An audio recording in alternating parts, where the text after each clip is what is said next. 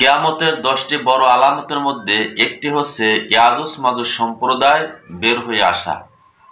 এই ইয়াজুজ মাজুজ সম্প্রদায় বাদশাহ জুলকারনাইনের সময়ে আবদ্ধ হয়ে আছে। অর্থাৎ বাদশাহ জুলকারনাইন তিনি সারা পৃথিবীতে ভ্রমণ করেছিলেন। ভ্রমণ করতে করতে এমন একটা জায়গায় গিয়ে পৌঁছলেন যেখানে যাওয়ার পরে এমন সম্প্রদায়ের লোকদেরকে পাইলেন, তারা বলল, হুজুর, আমাদের উপরে এই পাহাড়ের উপর থেকে লোকজন এসে জুলুম করে, অত্যাচার করে, আমাদের সম্পদ লুণ্ঠন করে নিয়ে যায়।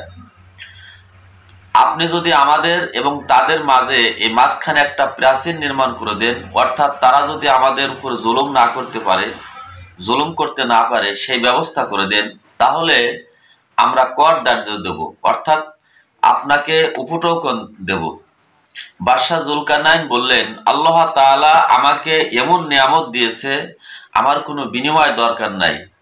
তোমরা শুধু শ্রম দিবে, কষ্ট করবে এবং লোহা তামা এই দুইটা জিনিস সংগ্রহ করে দিবে, তাহলে আমি এমন প্রাচীর তৈরি করে দেব, আল্লাহ তাআলা চাইলে কিয়ামতের পর্যন্ত, অর্থাৎ কিয়ামতের আগ মুহূর্তে তারা বের হয়ে আসবে। এটা হাদিস দ্বারা প্রমাণিত। অর্থাৎ যতক্ষণ পর্যন্ত আল্লাহ ইচ্ছা না করবে ততক্ষণ পর্যন্ত এই প্রাচীর ভেদ করে তারা বের হতে পারবে না, তোমাদের উপরে জুলুম করতে পারবে না। তো লোকজন যখন লোহা জড়ো করা আরম্ভ করলো পাহাড়ের মাঝখানে, দুইটা পাহাড়ের মাঝখানে, এই লোহা জড়ো করার পরে যখন পাহাড় সমান উঁচু হয়ে গেল, তখন বাদশাহ জুলকারনাইন বললেন, এবার তামা গলিয়ে ঢেলে দাও। এমন প্রাচীর হয়ে গেল যে বাদশাহ জুলকারনাইনের সেই প্রাচীর ভেদ করে আজ পর্যন্ত ইয়াজুজ মাজুজ সম্প্রদায়ের লোকেরা আর বের হয়ে আসতে পারে নাই। এখন পর্যন্ত তারা এই পৃথিবীতে আসতে পারে নাই। হাদিস শরীফের মধ্যে এসেছে, এই ইয়াজুজ মাজুজ সম্প্রদায় বের হয়ে আসবে হযরতে ঈসা ইবনে মারিয়াম যখন আকাশ থেকে নেমে আসবেন এবং সারা পৃথিবীতে ইসলাম কায়েম হয়ে যাবে, ইসলামী শাসন চলবে, ঠিক তখন এই ইয়াজুজ মাজুজ সম্প্রদায়ের লোকেরা বের হয়ে আসবে এবং তারা এত শক্তিশালী থাকবে, বের হওয়ার সাথে সাথেই সাগরের পানিগুলো চুষে খেয়ে ফেলবে, মানুষের উপরে জুলুম অত্যাচার আরম্ভ করবে এবং তারা বলতে আরম্ভ করবে, দুনিয়াবাসীকে শেষ করে দিয়েছি, এখন আমি আকাশবাসীকে ধ্বংস করে দেব। হযরতে ঈসা ইবনে মারিয়াম তখন এই মুসলমানদেরকে নিয়ে, মানুষদেরকে নিয়ে পাহাড়ের গুহায় আশ্রয় নেবে।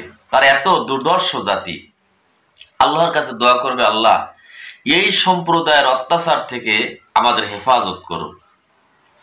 আল্লাহ রাব্বুল আলামিন তখন ঈসা ইবনে মারিয়ামের এই দোয়ার কারণে ইয়াজুজ মাজুজ সম্প্রদায়ের গাড়ের উপরে এক প্রকার, এই গাড়ের নিকটে এক প্রকার ভাইরাস সৃষ্টি করে দিবেন।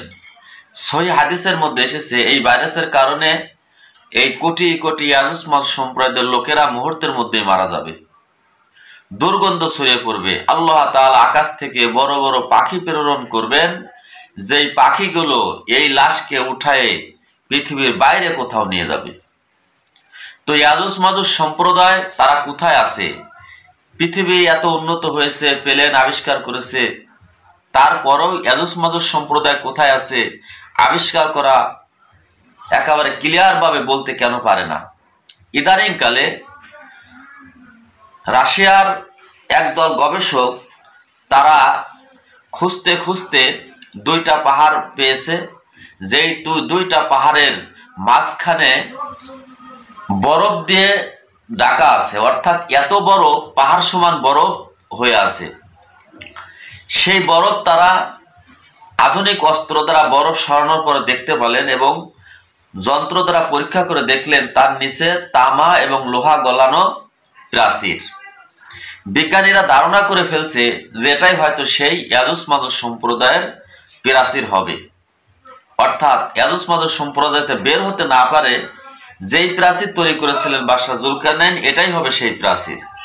কিন্তু দুঃখের বিষয় হলো, এই বিজ্ঞানীরা ভিতরে পাহাড় ওভারটেক করে সেই প্রাচীর ভেদ করে ভিতরে যাবে সেই ক্ষমতা তারা পায় নাই, সেই সাহস তারা অর্জন করতে পারে নাই। আল্লাহ রাব্বুল আলামিন যতক্ষণ পর্যন্ত ইয়াজুজ মাজুজ সম্প্রদায় বের না হবে ততক্ষণ পর্যন্ত মানুষের সন্ধান, অর্থাৎ মানুষ সেখানে ঢুকতে পারবে না, সেই ব্যবস্থা আল্লাহ তাআলা করে দিয়েছেন। এটা হলো কিয়ামতের একটি বড় আলামত। তো যখন সময় হবে অটোমেটিক এই ইয়াজুজ মাজুজ সম্প্রদায় দুনিয়ায় বের হয়ে আসবে, মানুষের উপরে জুলুম করবে, আল্লাহ তাআলা শেষ পর্যন্ত এই জাতিকে ধ্বংস করবে। ইয়াজুজ মাজুজ সম্প্রদায় আদম আলাইহিস সালামের সন্তানদের মধ্যে